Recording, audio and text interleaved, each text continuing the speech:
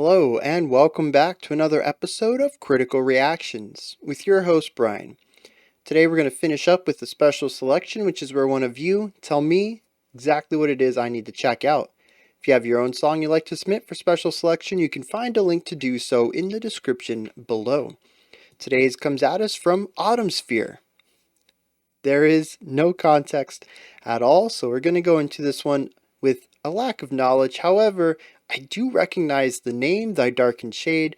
I went and looked it up real quick, and we have done a track from them called Liber Lucifer. And the thumbnail for it says black metal I actually like, so I'm going into this one with a little bit of optimism. This is a band I have enjoyed in the past in a genre that I typically do not. So let's see what they're bringing to the table today with the song Thy Darkened Shade.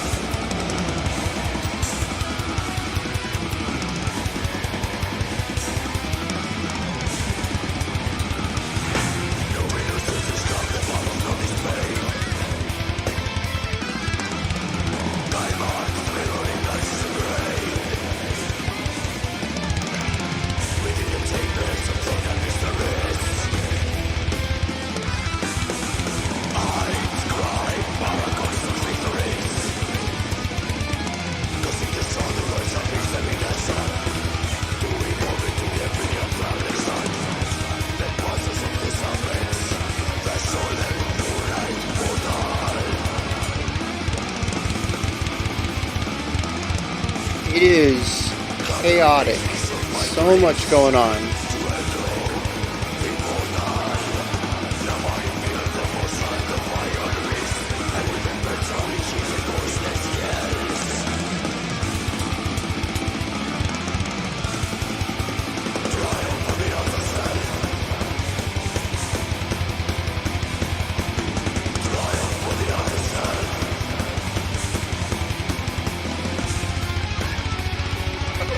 Those bass kicks. I love those bass lines.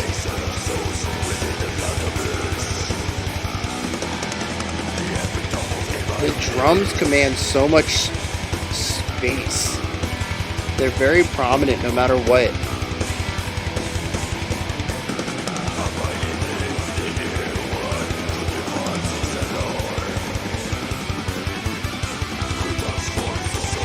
Okay.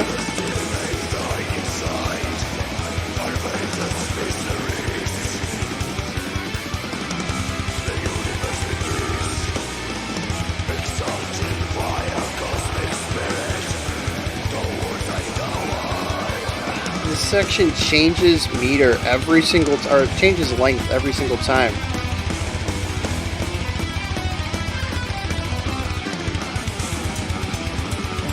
Shift to that triplet feel.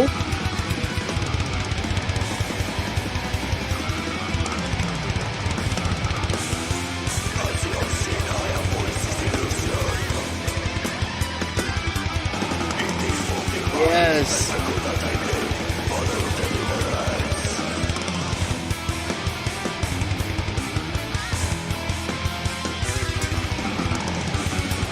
Having the bass do that with the guitar is so good.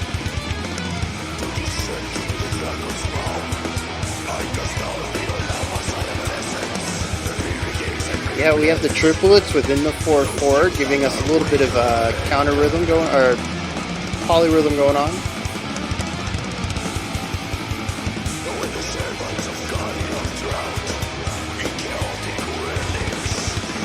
Oh, did you hear that?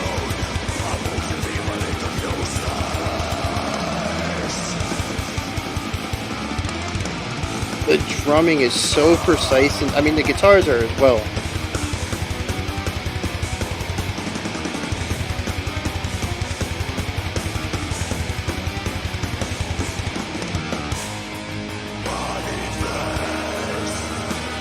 Yes, shifting to a 6/8. So good. It allows us to keep some of the intensity while moving towards something a bit more flowy. See? We still have the driving bass kicks, but there's a nice groove to it all rather than just constant aggression. So good.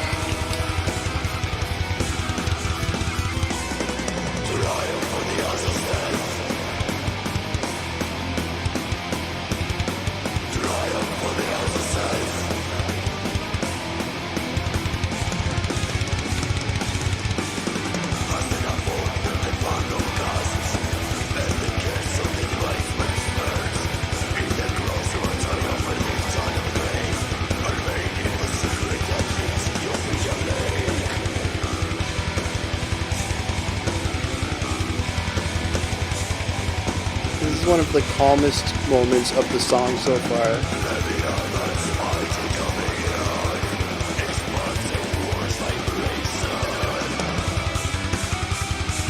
No repetition on that phrase.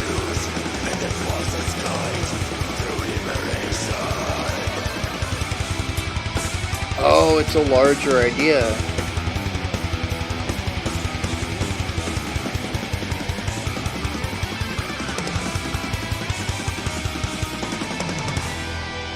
Huh. 22 beat phrase.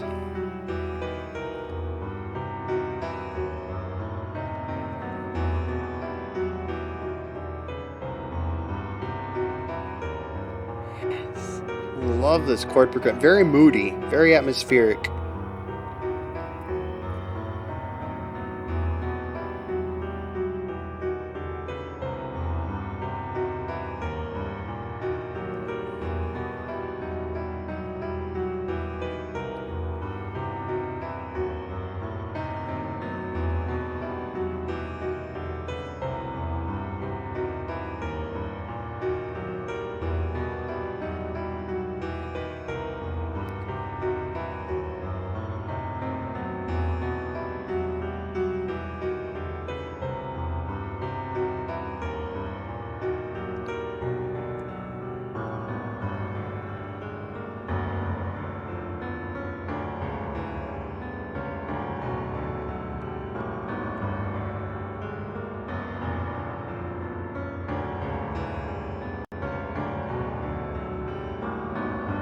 Really interesting decision to bring about such a low aspect of the piano within this. Especially introducing dissonance the way they are.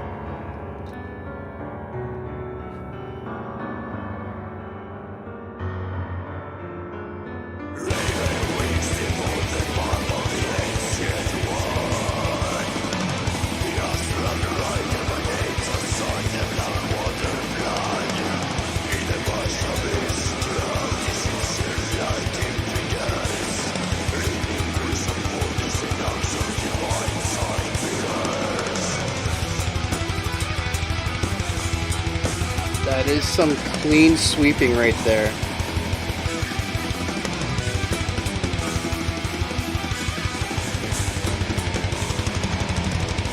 Such a good bass tone. So fat, powerful, but not overpowering. Fantastic choice there.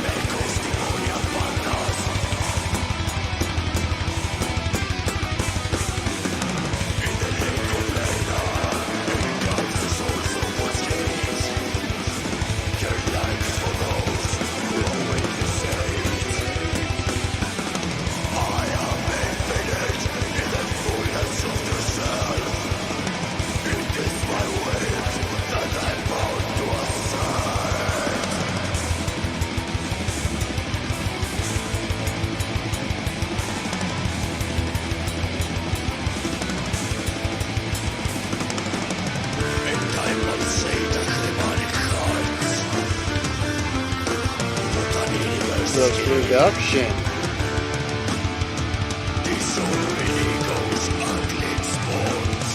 This is the cleanest the song's been other than the piano section.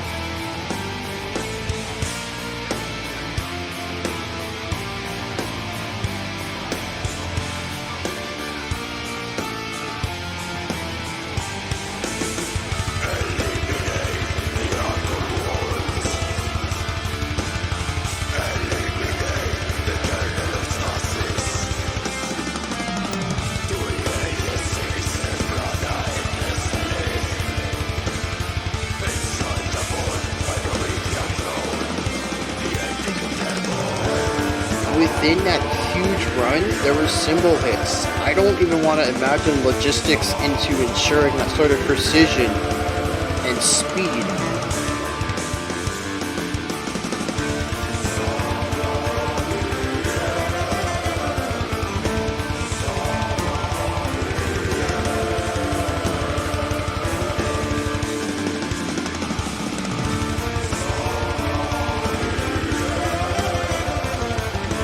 I love that.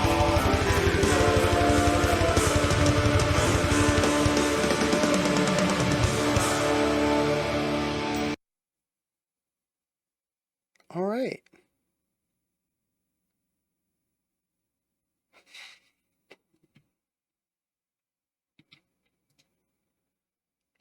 Before we get into this track, I want to talk a little bit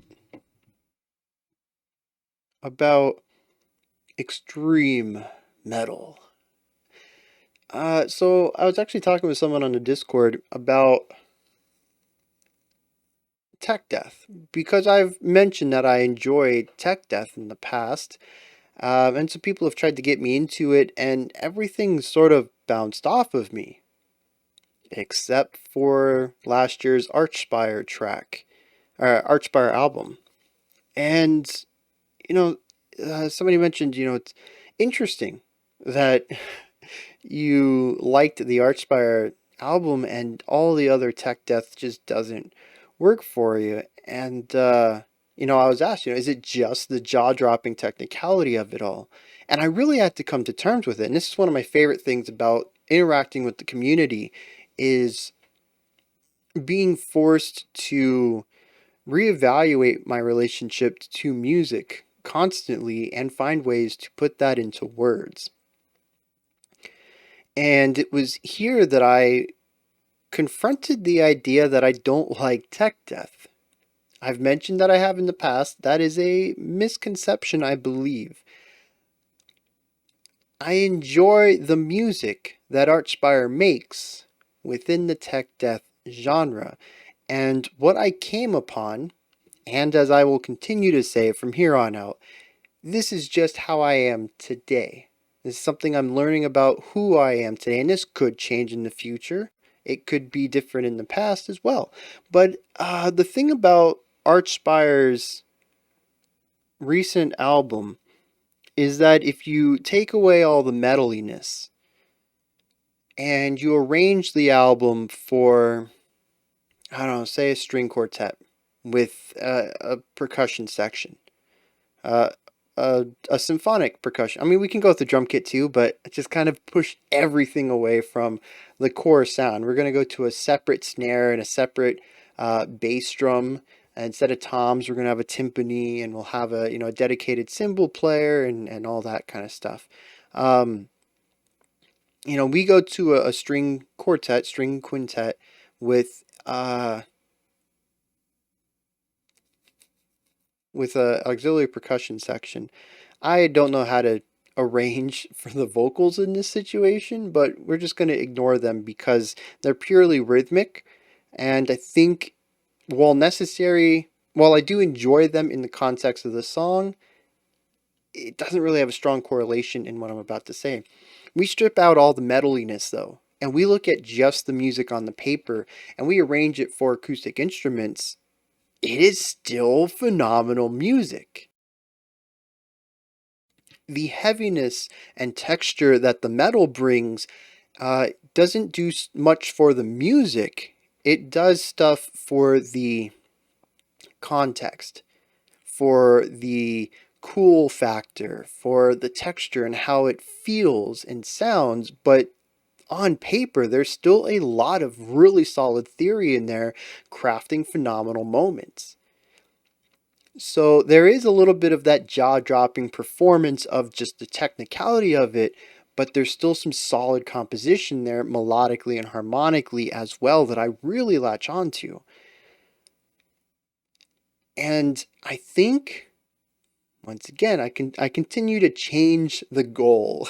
I apologize for anybody trying to find black metal that I'm going to enjoy, because it seems like every time I find a new piece to the puzzle, I kind of push the goalpost just a little further away. something about extreme metal for me to get into, I'm going to have that musical component. It's the reason why more standardized not standard tech death, more traditional tech death bounces off of me because it really goes in with that riff heavy rule of cool that metal is known for. And there's absolutely nothing wrong with that. There are certainly some bands I enjoy that just have really cool riffs to them. But for something that's going to be a bit more abrasive for me, like black metal or tech death or any other extremer types of metal, I'm really going to need that strong musical foundation to get me halfway there, if that makes sense. It is asking the genre, to meet me halfway in the middle rather than just being completely extreme and abrasive the entire time. This does the same thing for me. There are so many good elements here where I can imagine, instead of it set up the way it is with distorted guitars and heavy metal drumming, and the growls, we have a different instrument or a different set of instruments. We have acoustic instruments. We have aerophones in the mix, and everything's kind of brought down in intensity and volume. And it's still some solid melodic and harmonic writing. And that's what I hear when I listen to this, which is really wild because I want to transition this into the next idea here where, well,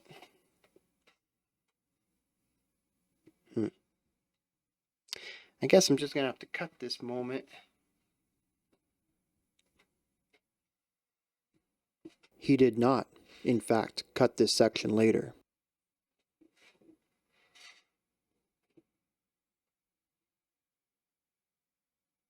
Oh well. That's what I want to transition into here is, it has really solid music, and a big thing that I've said in the past about black metal is hearing that music.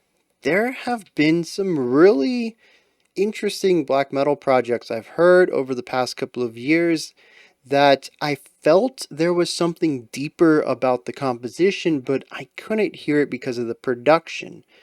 And I don't want to touch on this too much here because I feel like it's not a great representation of the audio. It is on a random, I think, YouTube page. Yeah, I think this is just some random YouTube page. I don't think it's associated with the band at all, but it is the only one I could find, and if I had forethought, I would have done this through Apple Music instead. Um, but it does feel a bit more compressed than I think it would be on vinyl and CD, the original, digital, whatever you want to call it. However, despite that, and the fact that there is still an overall layer of compression to the entire song, that makes it feel very close to me.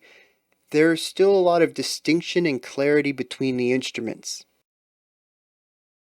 And this is the important part. I can hear what notes the guitars are playing. I can hear the bass clearly. I can hear each hit of the drums. They are so punchy and clear. And the vocals are present.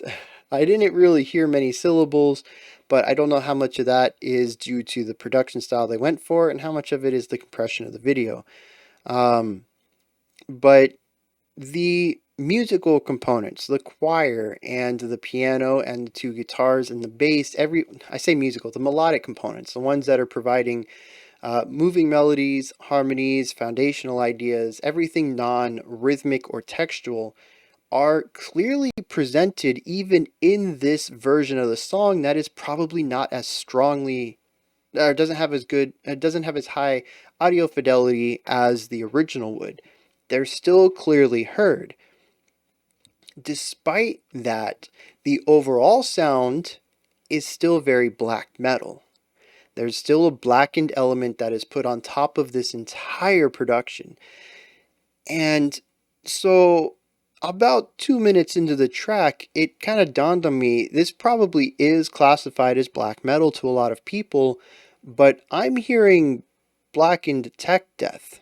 I don't really hear much stuff going on compositionally, especially in the guitar and bass work that says black metal to me. Production, yeah, black metal production, we'll go with that. Composition, the closest analogy I have is tech death, and there's probably going to be some more seasoned veterans out there who be like, no, there's nothing death about this. That's possible. My understanding of the more extreme genres is blurry at best. But there is a huge technical side in this that I can't associate with black metal because of where it comes from and what it does. I'm sure there might be a proggy, avant-garde, techie side of black metal, but that kind of seems like an oxymoron to me. But we also have prog punk, or pronk? Is that what it's called? So, my understanding of genre and what should and should not go together obviously is flawed and imprecise compared to what the actual reality of genres is. So yeah, to me, this is blackened text something. I don't necessarily hear black metal in here in the composition. And I think some of whatever the tech area is what gives the production or what caused the producer to put more space between the instruments and allow them to have clarity. More so than kind of getting that wall of sound that I kind of associate with black metal. So yeah, there is a cool little mix here between tech something and blackened. So with all that said, all those prefaces,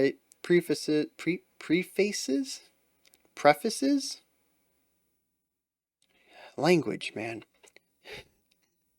With the preface out of the way, let's dig into what the band is doing. And this is going to be a bit of a surface level read because there's a lot going on here. There are probably a dozen or more sections in this track. And the dozen or so sections of heavily layered and dense music. There's no way I'm going to be able to pick apart everything from memory. So we'll talk about more of the general ideas that are going on here that I picked up on that I absolutely loved.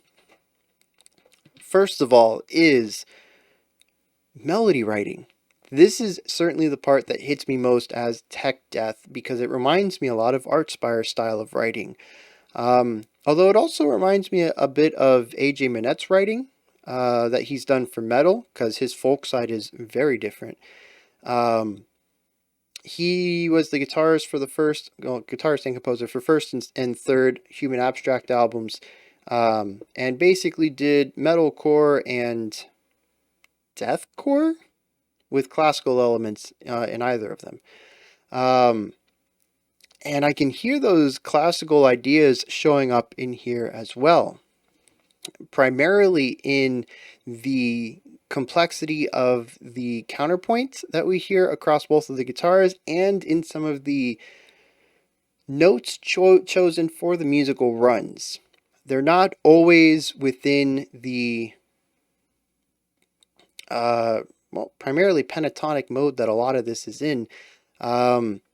It jumps outside of that a little bit to pull in some spicier notes every once in a while to kind of freshen up or liven up some of the runs and give them a little bit more zest.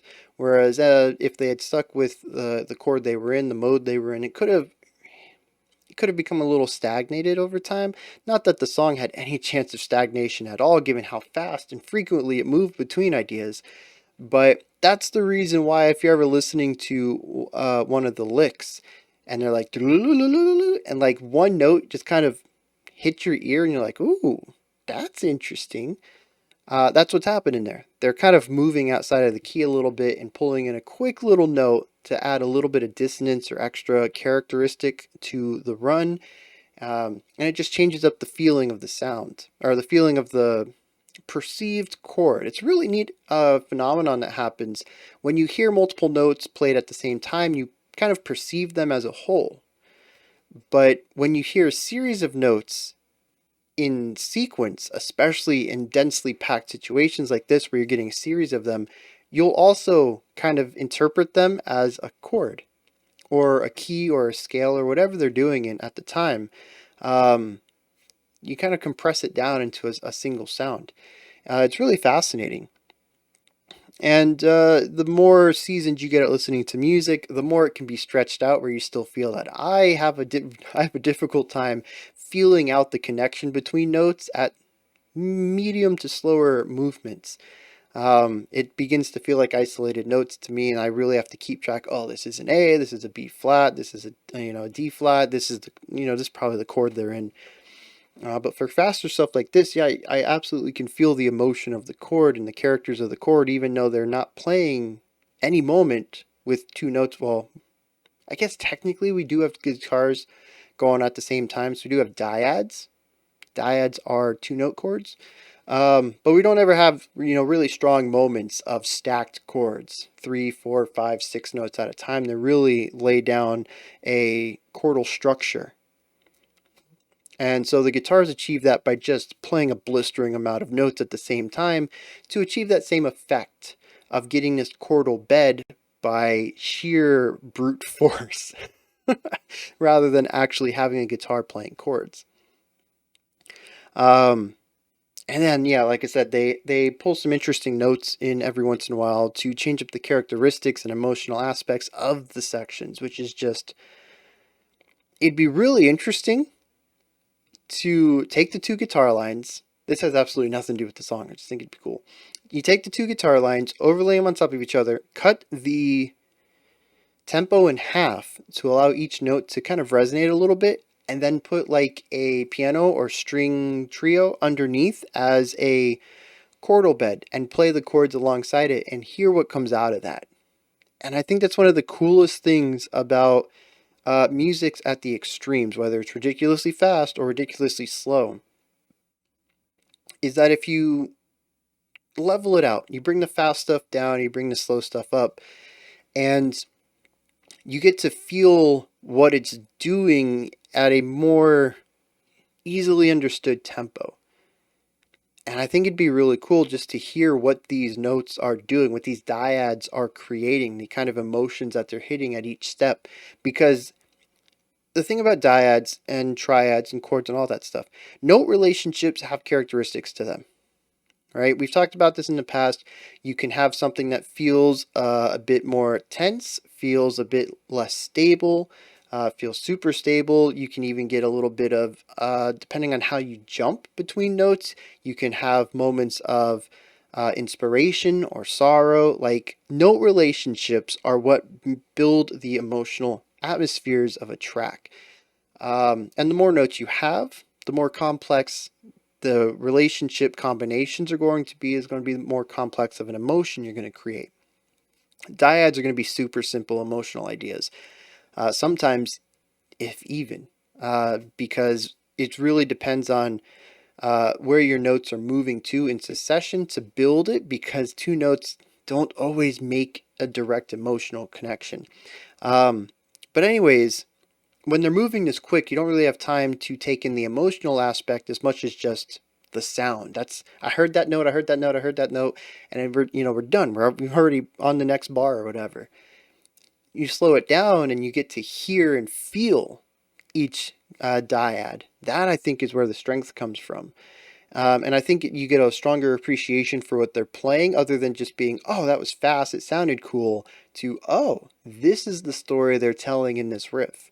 So that's something I'd like to do maybe one day.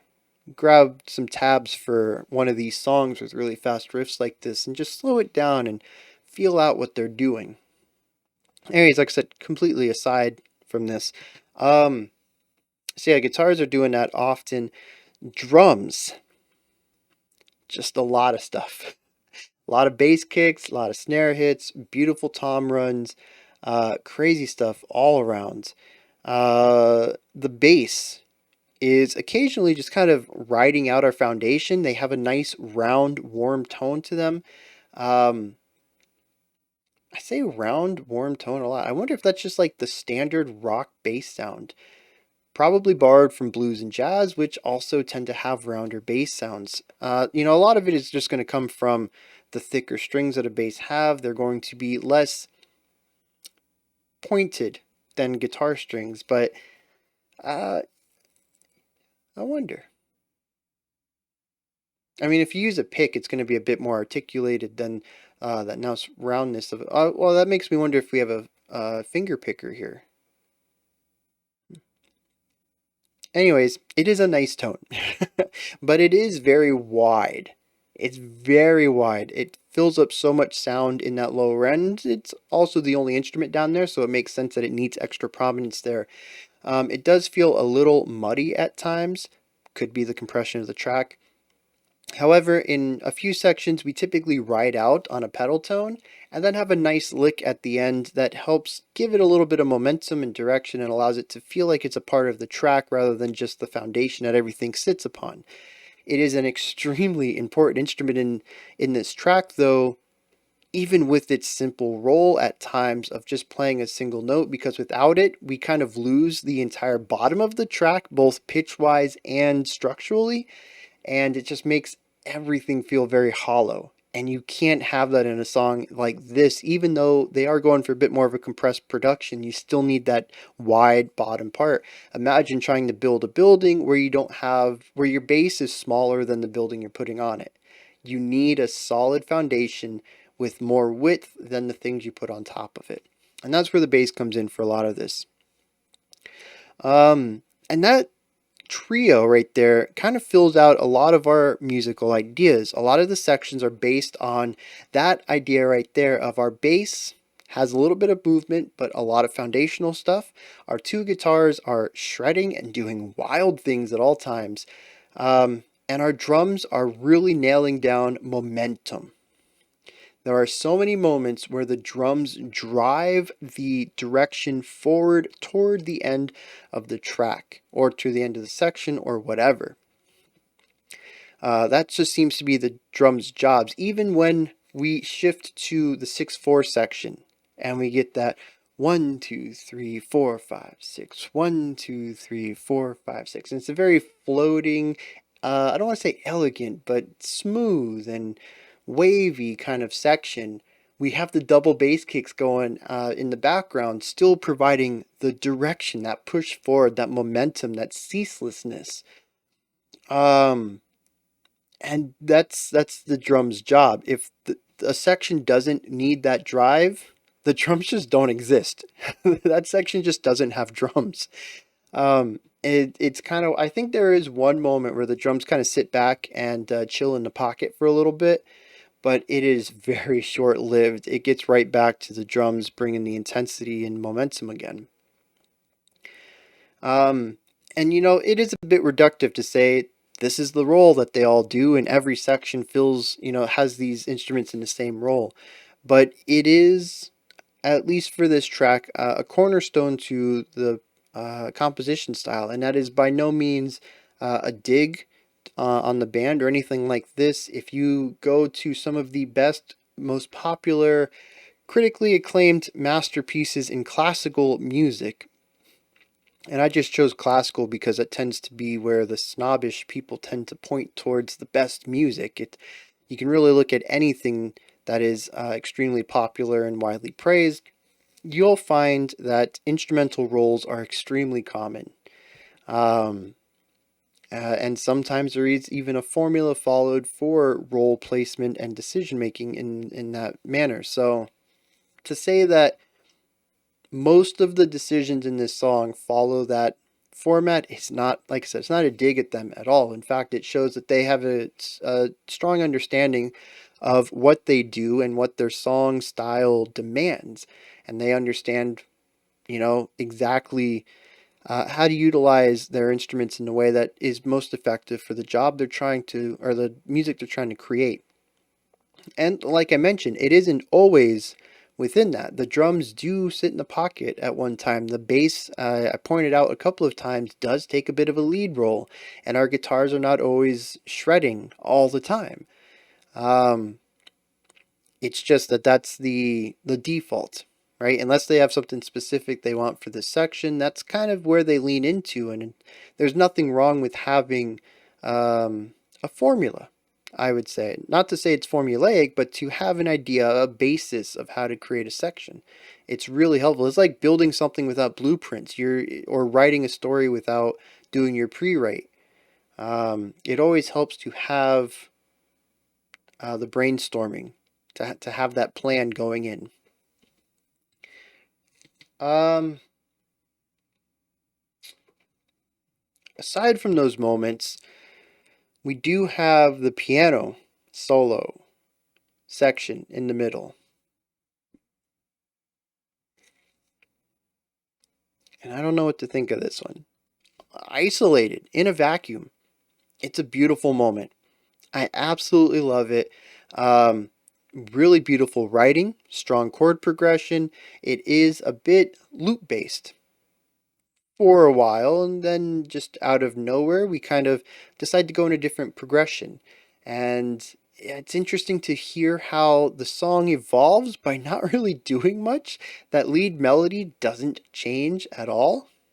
I don't think it might be some minor variations on it, but for the majority of it, it's the same melody line in the right hand throughout the entire section.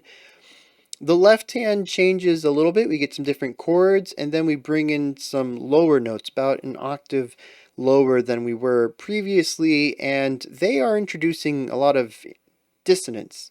I'm not sure if it's an intonation thing or specifically picking notes that are dissonant with what the right hand's playing, but we do get a lot of variation in the consonants of the tones, which I guess an easy way to explain that is if you go back to that section and listen and you hear a warble sound in the piano sounds, that's the dissonance. It's not heavy dissonance like in a lot of post-hardcore, where they'll pick two higher pitched notes and you really get that screechy, squealy kind of sound. That is extreme dissonance. That is a lot of really fast waves. Being that these are lower notes, and I don't think they are as dissonant, possibly as out of tune or as out of place in the scale, it creates slower warbles. If you can't hear them, that's perfectly fine as well. Not everybody is as locked into note intonation, but yeah, there's little bits of warble in there, which is intonation things, or as another word is dissonance. And it's interesting because I don't know the purpose of it. By the time I started to be like, oh, okay, we're really getting into this. We're laying down on these lower notes. We have this descending pattern going on. We have dissonance introduced into the section. We just randomly went back to what we were doing. It's just like one beat is piano stuff, and then we get to beat one of the next bar, and we're back on the metal stuff. And like I said, I like it works for the basic idea of contrast, right? And I do think it is a beautiful section to show off the melodic writing of the band, divorced from the dissonance and uh,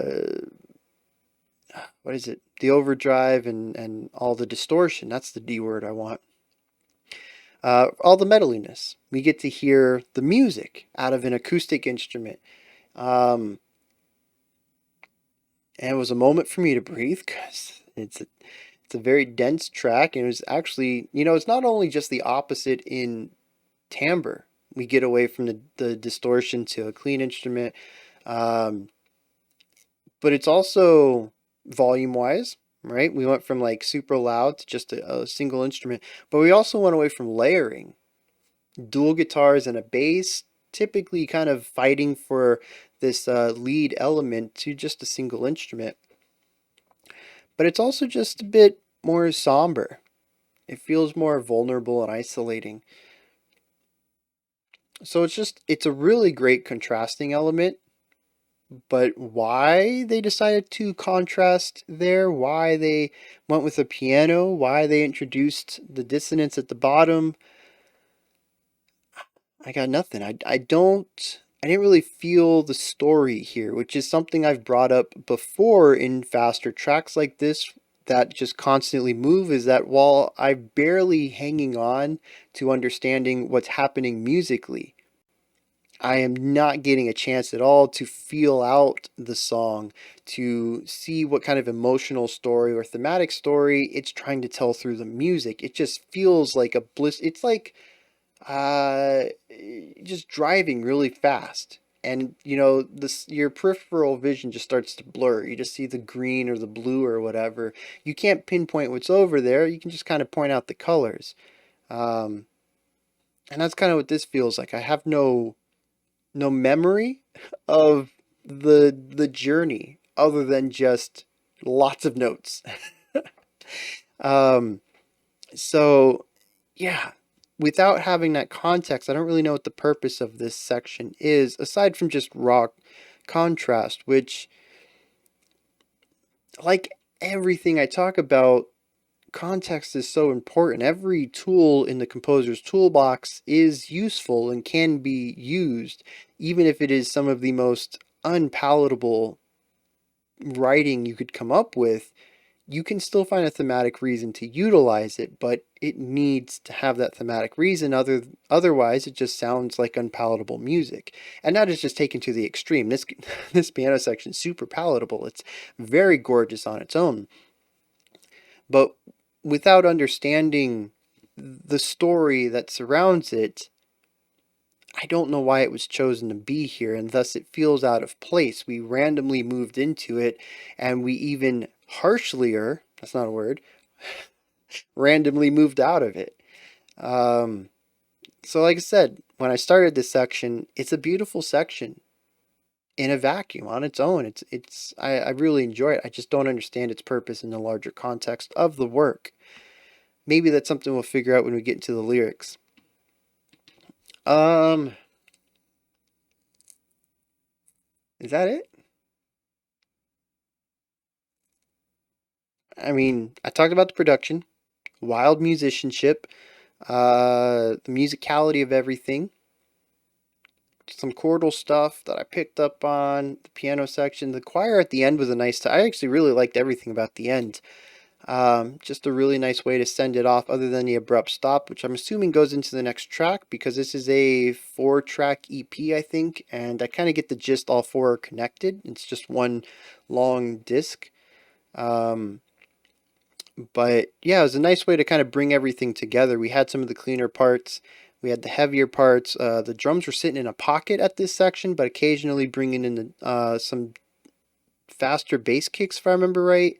Um, yeah, it was just a really nice culmination of everything we had seen up to this point, pulled together into a unified section. So I guess we're going to dive into some lyrics right here and see what's. I feel like I'm missing something now. Well, whatever. If I remember, I remember. If I don't, maybe I'll remember later and put it on Twitter or something. All right, this is something I remember from the old Thy Darkened Shade. I had a note. I think it was one of the timestamps, and it was, what was with this vocabulary? Yeah, this dude's vocabulary, man. First sentence: numinous signals carved, the path of nod is paved. Cain marks mirroring, black seas engraved, within the chambers of Chthonian mysteries I inscribe Paragon's torch victories. I said the first line, I meant the first stanza. It's just very proper and kind of sterile in a thesaurus kind of manner. Um, and I remember missing some of what what was that, Liber Lucifer? Is that what it was called? Missing some of the story there that was told in the lyrics, because some of the words I couldn't even infer what their meaning was, and yeah, this dude's vocabulary is just insane. It is just phenomenal.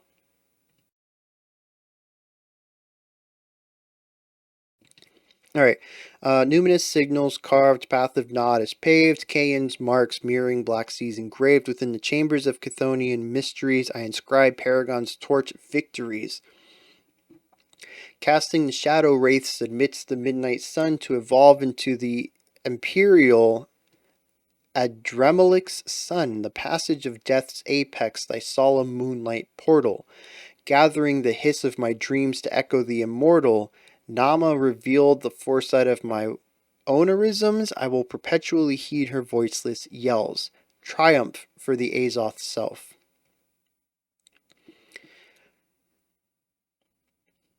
Yeah, I don't know.